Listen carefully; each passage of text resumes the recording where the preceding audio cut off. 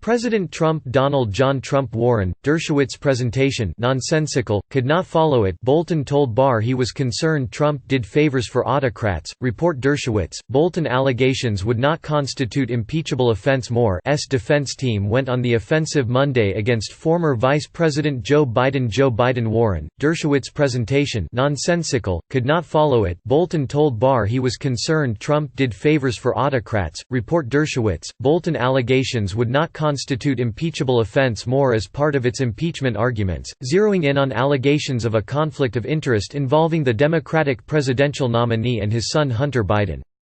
Pam Bondi, a former Florida Attorney General who recently joined the White House communications team to help with impeachment messaging, argued for roughly 30 minutes on the Senate floor that Trump had a legitimate reason for raising the Bidens on his July 25 call with Ukraine's president.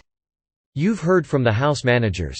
They do not believe that there was any concern to raise here, that all of this was baseless," Bondi said. "And all that we are saying is that there was a basis to talk about this, to raise this issue. And that was enough." The president's lawyers had teased in recent days that the former vice president, who is running at or near the top of most presidential primary polls, would come up in their arguments after House managers sought to knock down allegations of corruption against the Democratic front-runner. "We would prefer not to be discussing this," Bondi said. "But the House managers have placed this squarely at issue, so we must address it."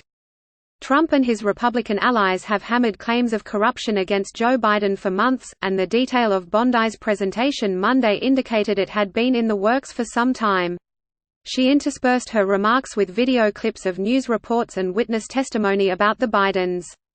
Bondi walked through evidence dating back several years of corruption at Burisma Holdings, a Ukrainian gas company that employed Hunter Biden on its board during a time that his father was vice president.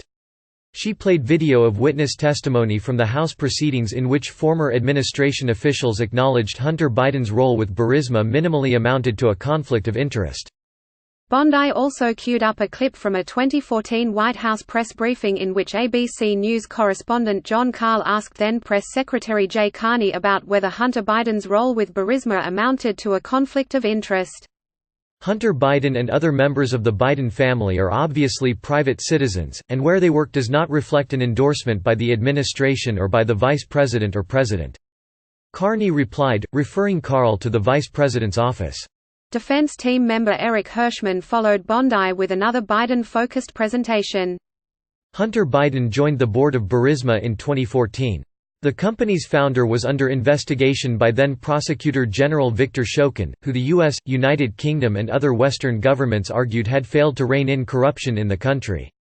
The U.S. at the time threatened to withhold roughly $1 billion in loan guarantees if Shokin was not replaced as Prosecutor General, a message Joe Biden delivered to officials in Kiev while serving as vice president and recounted during a 2018 Council on Foreign Relations conference, video of which Bondi displayed during her presentation.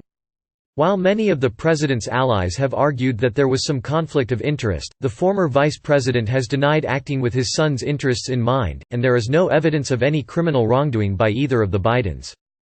Hunter Biden said in an interview with ABC last year that he regrets his role with Burisma provided fodder for attacks on his father, and he acknowledged he may not have gotten the job if not for his last name.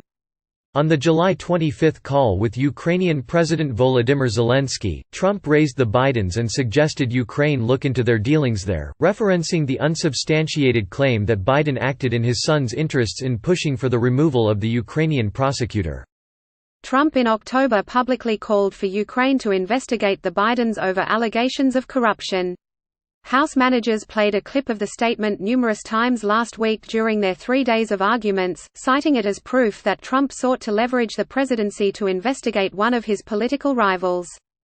Some Republican senators have raised the specter of subpoenaing one or both of the Bidens to testify in the event that former National Security Advisor John Bolton Warren, Dershowitz presentation nonsensical, could not follow it. Bolton told Barr he was concerned Trump did favors for autocrats. Report Dershowitz, Bolton allegations would not constitute impeachable offense. Moore provides testimony, though it's unclear if they would have the majority support needed in the full chamber.